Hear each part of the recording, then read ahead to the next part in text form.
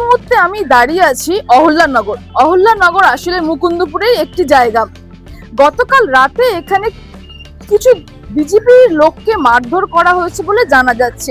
আমরা দেখেছি ভোট পরবর্তী রেজাল্টের পরবর্তী সময় বেশ কিছু জায়গায় বিজেপি কর্মী সমর্থকদের ওপর হামলা করা হচ্ছে। ঠিক তারই একটি রূপ গতকাল রাত্রে এখানে দেখা গেছে। ঠিক আমি যে জায়গাটা দাঁড়িয়ে আছি, আমি আমার ক্যামেরা পার্সনকে একবার দেখাতে বলবো। এই জায়গাটিতে একজন বিজেপি কর্মী সমর্থকের উপর হামলা করা হয়েছে ভোর 4টে থেকে 4:30টার সময়। এখানে উনি তার কিছু বাড়ির লোকজনের সাথেই ছিলেন এবং কিছু কাজ করছিলেন বন্ধুদের সাথেই।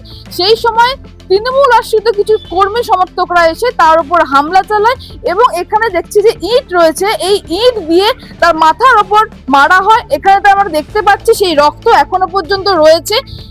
এই মুহূর্তে সেই ব্যক্তির অবস্থা খুবই আশঙ্কাজনক, তাকে পিজি হাসপাতালে নিয়ে যাওয়া হয়েছে। কেন হলো এরকম ঘটনা এবং এর পেছনে কি কারণ রয়েছে, যে ব্যক্তিকে মারা হয়েছে তার ভাই আমাদের সঙ্গে রয়েছে, তার সাথে একবার কথা বলে নেবো। ভাই, অ্যাকচুয়ালি কি হয়েছে, কেন মারা হলো? আমরা যেরকম জানতাম না যে কেন মারা হয়েছে বা কিছু কোনো কারণ। আমার দাদা এখানে এসেছিল, ওরা বাড়ি যাচ্ছিল একটা বন্ধুকে ছাড়তে, সেই সূত্রে এসে ওখান থেকে ধাক্কা গায়ে দিয়ে গাড়িটা ঢুকে ধাক্কা মারলো, মেরে তারপরে হঠাৎ করে অনেকজন লেবে এসে এই মারতে শুরু করে দিল। মারতে এমন করলো, প্লাস মারার পরে যখন দেখলো যে মানুষটা বেঁচে আছে কি নেই, তারপরেও মানুষটাকে মারলো, মেরে আবার একটা ফোন দিয়ে ফটো দিল। এই ফুটেজটা আমার ফোনে লাইভ আছে। তোমাকে এই ফুটেজটা কে পাঠিয়েছে? ফুটেজটা আমাদের এখানে এই এই ক্যামেরা যেটা আছে, যেটা ক্যাপচার করেছে, এই ক্যাপচার থেকে আমরা ফুটেজটা পেয়েছি। হঠাৎ করে মারলো কেন? কোনো কি আগের থেকেই কোনো সম্পর্ক খারাপ ছিল এর সাথে? কোনো সম্পর্ক খারাপ ছিল নাকি এটা তো আমি বলতে পারবো না, কিন্তু আমি অতটা জানি না বেশিরভাগ, ঠিক আছে। কিন্তু আমি মনে করি যে কোনো পুরনো শত্রুতা থেকে এই কারণে থেকে মারা হয়েছে। আগের থেকেই কোন রকম ভাবে তোমরা জানতে পেরেছো তাকে টার্গেট করা হচ্ছে বা কিছু করা হচ্ছে? জানতে পারিনি আমরা। রোজকার দিনের যেরকম হয় সেরকমই হতো, আমরা যখন যাওয়া আসা করি সেরকমই সবকিছু। কিন্তু হঠাৎ করে কালকে রাতে যে এইভাবে আমরা কেউ জানতে পারতাম। কতজন ছিল সেই লোকদের সাথে?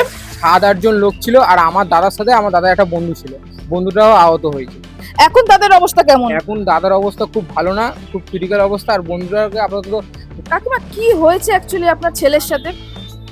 আমার ছেলের সাথে তো ওরা বন্ধুদের সাথে বাইরে ছিল, বলে আমরা বাইরে আছি। আর আমি বললাম যাইস না বাইরে, দিনকাল ভালো না, এখন বাইরে যাওয়ার দরকার নেই। কিন্তু ও তাও বাইরে আসলো, এদের সাথে বুঝাচ্ছিল, গল্প করছিল। তারপরে একে নাকি এখানে ফেলে মারধর করা হয়েছে, আমরা তো জানি না। তারপর ভোরবেলা এসে দেখি রক্ত তো পুরো ভেসে পড়ে আছে। ছেলে বাড়ি থেকে বেরোনোর সময় কিছু বলে বেরিয়েছিল? না, বলছে আমি বন্ধুদের সাথে দেখা করছি, এখানেই আছি, অসুবিধা নেই। মন্দিরের কাছে বসেছিল। তারপরে মন্দিরের কাছ থেকে এখানে কেন আসলো, কেন গল্প করলো, আর গাড়িতে করে কেন বা নামে আমার ছেলেকে ওরা মারলো। ছেলে কি প্রত্যেকদিন বেরোতো না কালকে হঠাৎ বেরিয়েছিল? না, ওরা মাঝে মাঝেই বন্ধুদের সাথে এখানে বেরোয়, মন্দিরের কাছে বসে থাকে, পরে ঢোকে। আপনি কি করে খবরটা পেলেন?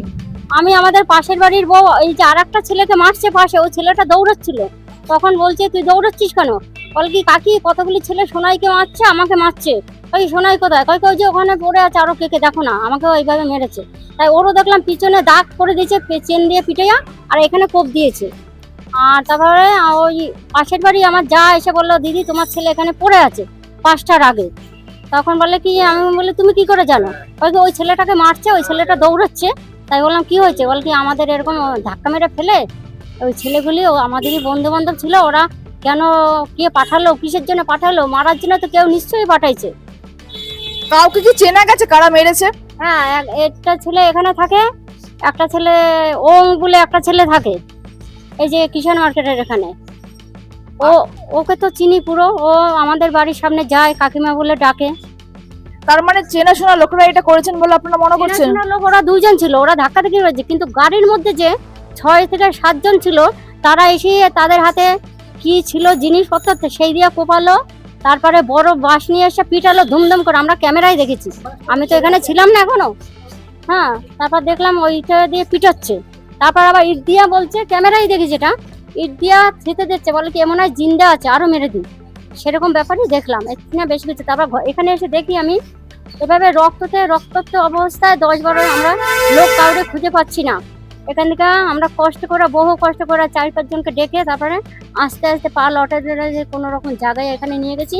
এখানে কোনো ট্রিটমেন্ট নেই ভালো আমাদের এখানটায় হেলথ কেয়ারে। এখানে এরা ডিটারজেন্ট লাগালো, রক্ত কিছুতে থামছে না, এখানে সিটামিটা কেটে গর্ত হয়ে গেছে, কিছুতে ভালো হচ্ছে না। তারপর আমাদের ছেলেরা কয়েকজন মিলে, আমার পরিচিত ছেলেরা মিলে গাড়ি ডেকে ভাঙ্গরে গেল।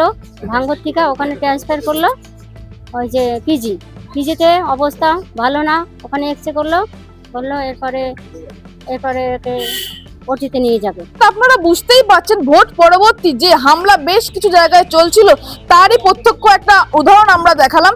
এখন দেখার কথা এর পেছনে কারা রয়েছে, পুলিশ কি করে, সেই দিকে আমাদের নজর থাকবে। ক্যামেরায় ইন্দ্রর সাথে মৌমিতা, অহল্যানগর।